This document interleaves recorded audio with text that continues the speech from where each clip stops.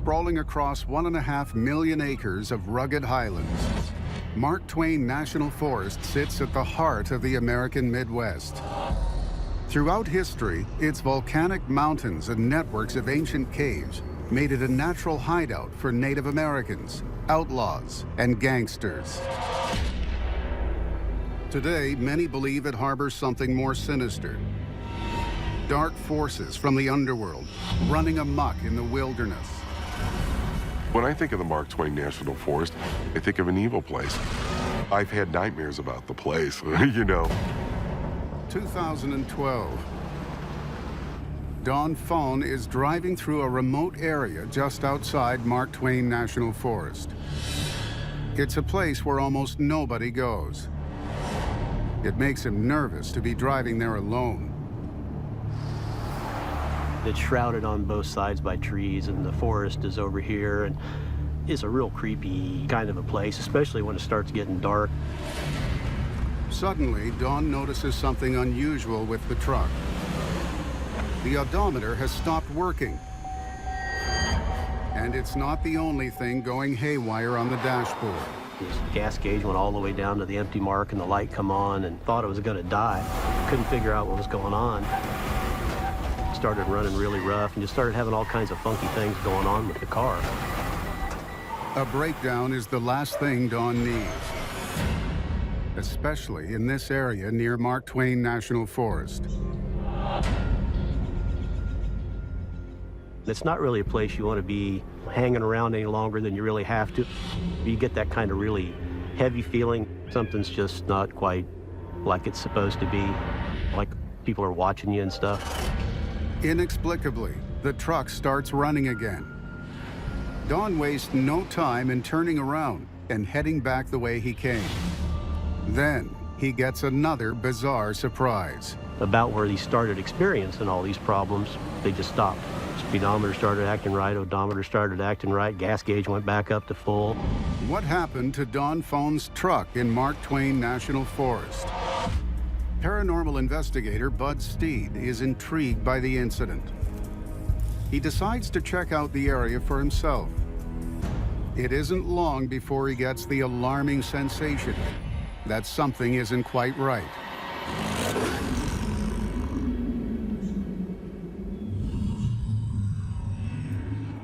I heard this really low, throaty kind of a growl. Yeah, I don't even know how to describe it. I spent a lot of time in the woods deer hunting. I've been bear hunting, and it was like nothing I'd ever heard before. This was obviously something that was big and not very friendly. It got my attention. It made me feel extremely nervous. The terrifying sounds get louder. But Bud can't tell where they're coming from. He wonders if he's being stalked. I was kind of looking around to see if I was going to have to defend myself against God knows whatever. Suddenly, Bud hears something moving in the woods. And that's when I looked, and I saw what looked like somebody walking back there. And I thought, that can't be. There's nobody else out here but me. Even more bizarre, the terrifying unseen creature that seems to be stalking him has gone silent, leaving Bud alone in the forest with the mysterious stranger. I don't know who it was or why they were there. I have absolutely no idea. Thinking he might get help, Bud moves towards the shadowy figure. But before he can reach it, something inexplicable happens. The figure seems to fade away the closer he gets. By the time I got back there, whatever it was there, whoever was there, was gone. It was just one of those weird occurrences that you can't really explain. What did Bud Steed experience in Mark Twain National Forest? What kind of creature was stalking him from the trees? And was it connected to the mysterious stranger? Another harrowing event in the forest could shed light on the question. 2003, a young couple are searching for a campground deep inside Mark Twain National Forest. I just don't understand it. We should have made it there by now.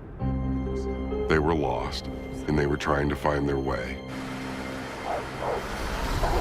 Did you hear that? They hear what sounds like a wolf barking in the distance. The barking gets closer and closer. I think there's something following us. It looks like some kind of dog. Do you see this thing? It's huge! It's like no animal they've ever seen. It looks like a dog, but it's big, and it's black, and it's got fangs, and it's got red eyes, and it's chasing them. We need to go faster! Go faster! They're driving as fast as they can, but it doesn't make a difference. They can't outrun the creature. It's gaining on us! It's physically impossible for an animal to go that fast. Maybe a cheetah, but this isn't Africa. We're in Missouri here.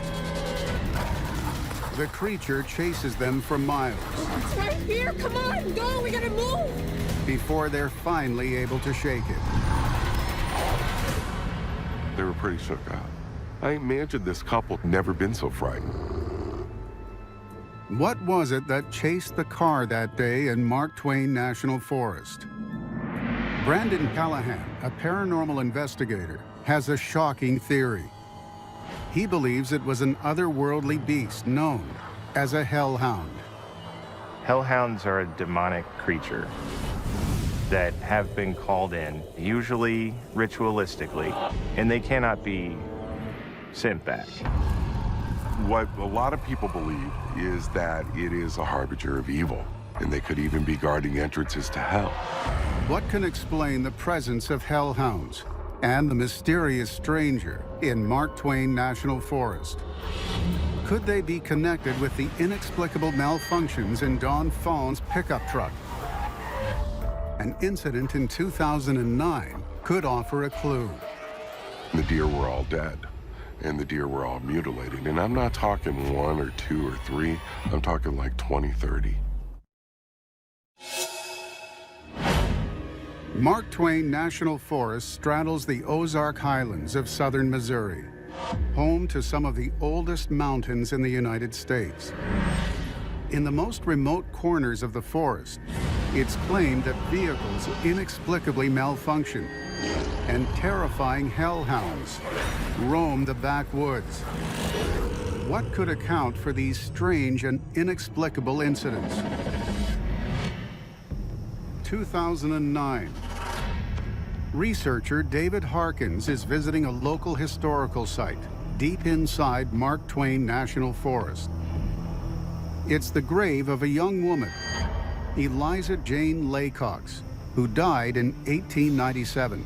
Why is she buried there and not in the cemetery just up the road?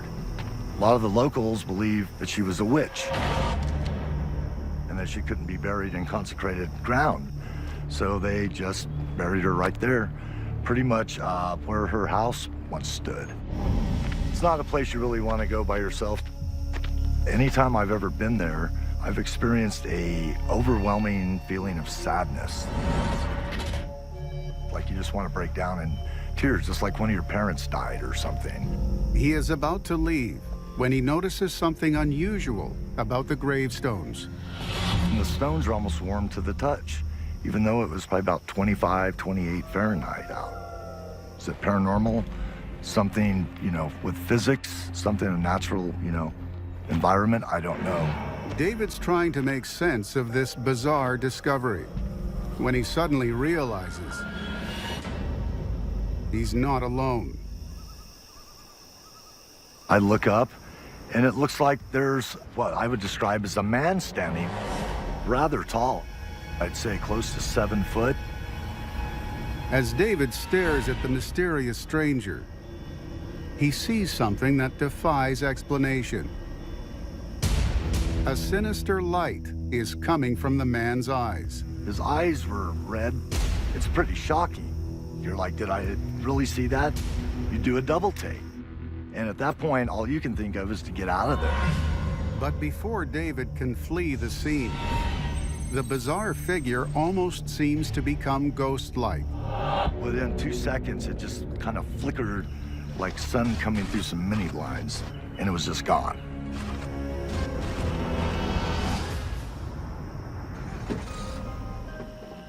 What did David Harkins see that night? Paranormal investigator Brandon Callahan has a bizarre theory. He thinks it was a demon summoned into this world through witchcraft. When a coven or a person is practicing some sort of ritual, they will want their area protected, so outsiders won't have a tendency to wander in. So they're going to call in protectors. They can manifest themselves in human form or any other form. Why would witches be practicing black magic in Mark Twain National Forest? It's believed the presence of witches in the area dates back centuries, inspiring fear and terror among those who live on the outskirts of the forest. Like the story of Molly Crenshaw, a Haitian slave who lived here in the 1800s. She was accused of hexing some of the locals. The locals got a hold of her, cut her in half, and buried her in different places. And they say that every day, every year, because of her being a witch, her body is trying to put itself back together, so it inches closer and closer. And once two pieces come back together, she will once again, like, resurrect. Some claim that evidence of witchcraft in Mark Twain can be found in disturbing reports of ritual animal killings. I came across a pasture one time. It was full of deer, and the deer were all dead and mutilated. And I'm not talking one or two or three, I'm talking like 20, 30. It was pretty weird and pretty unexplainable. Why is Mark Twain National Forest a magnet for witchcraft and other sinister practices? What is being hidden from outsiders in the most remote corners of the forest? A shocking encounter could provide an explanation. We're getting out to explore, and two men pulled up with shotguns. They're protecting the secret of the caves. They don't want it explored.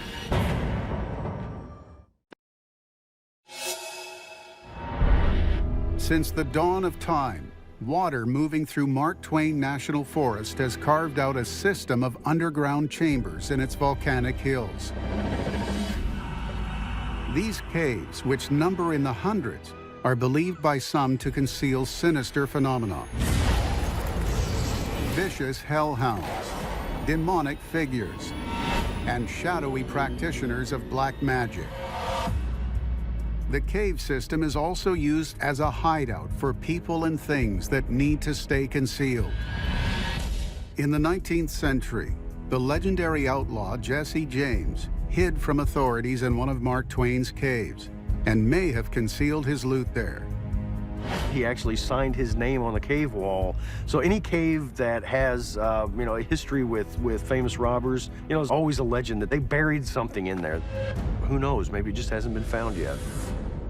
Some believe an even greater treasure is concealed deep inside the forest. 2000, a Native American shaman is led to a secret location by a tribal elder. He's been chosen to learn one of the tribe's greatest and most ancient secrets. He was blindfolded and taken to this location. He did not know how he got there or where it was. Opening his eyes, he finds himself inside a large cavern.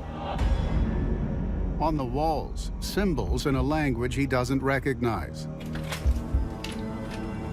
Even stranger, the cavern is full of priceless treasures, thousands of years old.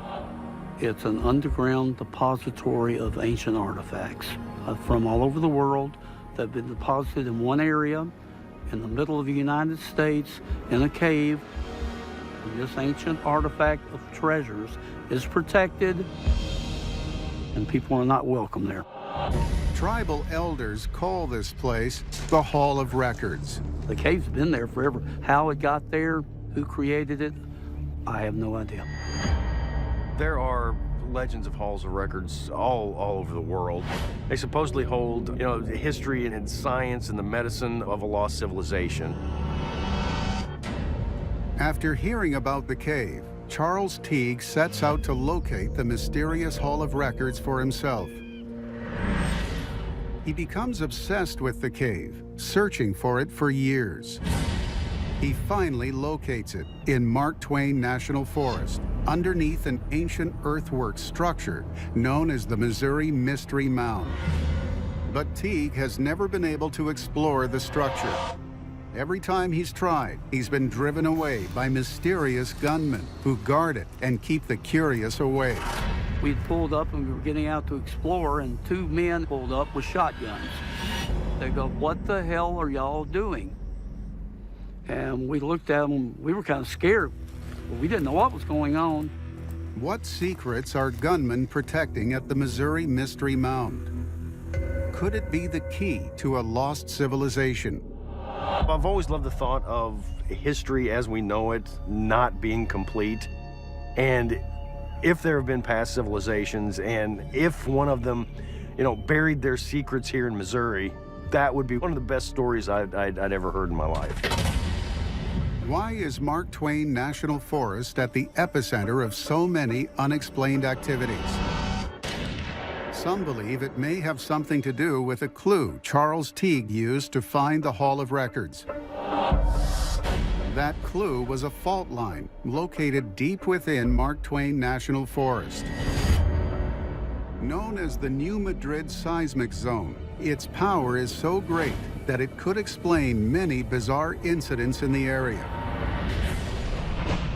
The earthquakes that happened were the strongest earthquakes that ever were experienced.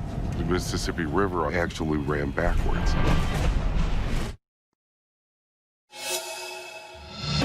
No one can say what secrets are concealed in the darkest corners of Mark Twain National Forest, where terrifying hellhounds roam the backwoods. A demon guards sites of black magic, and a secret underground chamber contains treasures of long-lost civilizations. Why is this happening in Mark Twain National Forest? There may be an answer in an unusual event that took place over a century ago, when the New Madrid Seismic Zone unleashed a terrifying natural disaster. The earthquakes that happened here in Missouri between December of 1811 and March of 1812 were the strongest earthquakes that ever were experienced in the American continent. Areas including Mark Twain National Forest were hit by nearly 2,000 tremors over a 5-month period. The shaking was so violent that thousands of acres of virgin forest were toppled, and the geography of the region shifted radically. The Mississippi River actually ran backwards. It changed its direction for several hours. But the earthquakes also had strange and inexplicable effects, liquefying the ground in some areas and releasing a toxic black smog. People during that time said that it was so black that the lamps wouldn't light the air and they couldn't breathe, and it smelled really, really bad. In Mark Twain National Forest, some believe the New Madrid fault line discharged more than just black smoke. It may also have released demonic energy into the area. Powerful forces that some believe are still responsible for strange events in the forest today. The paranormal activity is caused by the fault line. Just think of what's coming out of a fault line. The rubbing together of the plates and the things that cause earthquakes. That kind of dispensing of energy. When you have a fault line as large as the Madrid, nobody should be surprised that the Mark Twain National Forest is wrought with demons and monsters and ghosts, because you are directly accessing this underworld that we're completely unfamiliar with. It's believed that it isn't just the fault line that causes strange activities in the forest. Some say the area's minerals amplify the effect. There's lots of caves that were formed by blisters from the lava flowing, eons ago. And a lot of that is limestone. And the theory is that limestone and water is kind of a conduit for that, paranormal or supernatural energy. Mark Twain National Forest is a mysterious place where the unknown hides deep within its thick growth in dark caves. Although a powerful place that demands respect, it will forever be at the mercy of unseen energies radiating from its core. A lot of people that live around the Mark Twain National Forest still need to protect themselves from the evil and supernatural occurrences there. The Mark Twain National Forest is deep. The surface is barely being scratched because we simply don't have access to it, at least without putting ourselves at risk.